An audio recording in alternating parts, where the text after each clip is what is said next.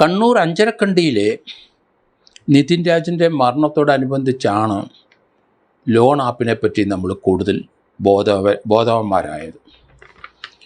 അഞ്ചരക്കണ്ടിയിലെ നിതിൻ്റെ മരണം, ആ ആശുപത്രിയുടെ മുകളിൽ നിന്ന് എടുത്തു ചാടി മരണപ്പെട്ടു എന്ന് പറയുന്ന നിതിൻ്റെ മരണകാരണം അവിടുത്തെ സാറുമാരുടെ പീഡനമോ മാനസിക പീഡനമോ ഒന്നുമല്ല, ലോൺ ആപ്പ് അടയ്ക്കാത്തതിലുള്ള ഭീഷണി കൊണ്ടാണ് എന്ന് ആണ് പറയപ്പെടുന്നത്. അങ്ങനെ ഒരു ഡിഫൻസ് ഇപ്പം കൊണ്ടുവന്നിരിക്കുകയാണ്. ആ ആപ്പ്, ലോൺ ആപ്പ് കേരളത്തിലെ അതേപ്പറ്റി ഒരു വിശകലനം ശ്രീജിത്ത് ADGP ഏഷ്യാനെറ്റിലേക്ക് കഴിഞ്ഞ ദിവസം പറയുകയുണ്ടായി. കേരളത്തിലെ സ്ത്രീകളിലെ 1/5 വീട്ടമ്മമാർ ലോൺ ആപ്പ് ഉപയോഗിക്കുന്നു. അതുകൊണ്ട് ഈ ലോൺ ആപ്പിന് പ്രത്യേക ജാമ്യമൊന്നുമില്ല, ഗ്യാരണ്ടിയില്ല. നമ്മുടെ മാനം തന്നെയാണ് അവിടെ ഗ്യാരണ്ടി. അവർ പണം സമയത്ത് അടച്ചില്ലെങ്കിൽ ഫോണിൽ കൂടെ വിളിച്ച് നമ്മളെ വിരട്ടും, നമ്മളെ ഭീഷണിപ്പെടുത്തും. അതൊരു കുറച്ച് ദിവസം അങ്ങനെ പോകും. പിന്നെ അടച്ചില്ലെങ്കിൽ മോർഫ് ചെയ്യും, നമ്മുടെ നഗ്നചിത്രങ്ങളൊക്കെ ഇടും. അതിനുശേഷം നമ്മുടെ അടുപ്പക്കാരാരൊക്കെയാണ് അവരെ കണ്ടെത്തി അവരെ വിളിക്കും, നമ്മളെ നാറ്റിക്കും.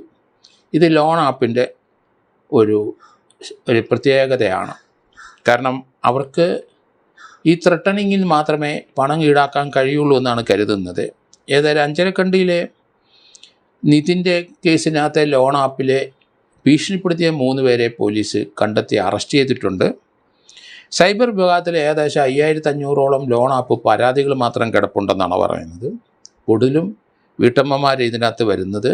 ചെറിയ ജോലി അല്ലെങ്കിൽ ചെറിയ ശമ്പളമുള്ളവർ, സാമ്പത്തിക ബുദ്ധിമുട്ടുള്ളവർ, അത് ഡ്രൈവർമാർ, അങ്ങനെയുള്ള ചില വിദ്യാർത്ഥികൾ, ഇവരൊക്കെയാണ് ലോൺ ആപ്പ് ഒരു ഗ്യാരണ്ടി ഇല്ലാതെ പെട്ടെന്ന് നമുക്ക് 10,000 രൂപയോ 15,000 രൂപയോ ലഭിക്കാനുള്ള ഒരു മാർഗം. അവർക്ക് സമയത്തിന് പണം അടച്ചില്ലെങ്കിൽ അവരുടെ ഭീഷണി ഉണ്ടാവും, പിന്നെ ത്രെട്ടനിങ് ഉണ്ടാവും, നമ്മൾ ബന്ധുക്കളെ വിളിച്ച് വരട്ടും, നമ്മുടെ മാനം കളയാൻ നോക്കും. അങ്ങനെ നമ്മൾ പണം അടപ്പിക്കുകയാണ് അവരുടെ തൊഴിൽ. ബ്ലാക്ക് മെയിൽ തന്നെയാണ് അത്. ഏതായാലും 100 കണക്കിന് ആപ്പുകൾ, ഈ ലോൺ ആപ്പുകളുണ്ട്. ഏകദേശം 20% വീട്ടമ്മമാർ ഇത് ഉപയോഗിക്കുന്നുണ്ടെന്നാണ് പറയുന്നത്.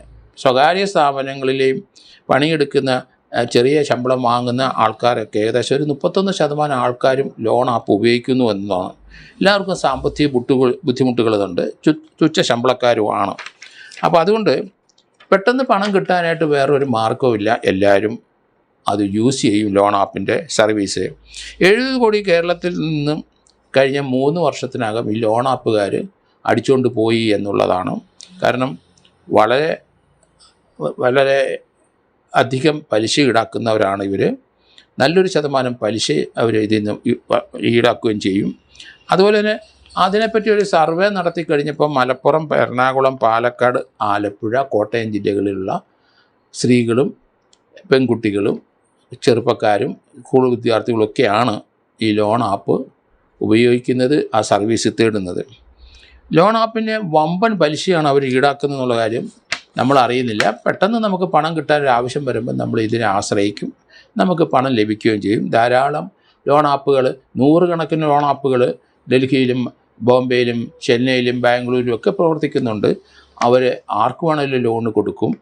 അതുകൊണ്ട് പെട്ടെന്ന് നമുക്ക് കിട്ടുന്നതുകൊണ്ട് നമ്മൾ അവരെ ലോൺ എടുക്കുകയും ചെയ്യും. പക്ഷേ പിന്നീടുള്ള മാനഹാനി, അതുകൊണ്ട് നമുക്ക് അത് പിടിച്ചു നിൽക്കാൻ കഴിയാതെ വരുമ്പോൾ എങ്ങനെയെങ്കിലും മാനം പോകാതെ ഇരിക്കാൻ നമ്മൾ അവർക്ക് പണം ഇൻസ്റ്റാൾമെൻറ്റ് അയച്ചു കൊടുക്കും എന്നാണ് അവരുടെ ഒരു കണ്ടെത്തൽ. കാരണം നമ്മൾ നഗ്നചിത്രങ്ങൾ സ്ത്രീകളുടെയൊക്കെ പണം കിട്ടാതെ വരുമ്പം അവർ ലോൺ ആപ്പിന് ഗ്യാരണ്ടി ആയിട്ടൊന്നും ഇല്ലല്ലോ, അതുകൊണ്ട് ഈ നഗ്നചിത്രങ്ങൾ അവർ പ്രദർശിപ്പിക്കും. നമുക്ക് മാനം പോകും, അഭിമാനം പോകും, പലരും അത് കാണും. അതുകൊണ്ട് നമ്മൾ എങ്ങനെയെങ്കിലും ഈ പണം അവർക്ക് കുറേച്ചെങ്കിലും അടയ്ക്കും.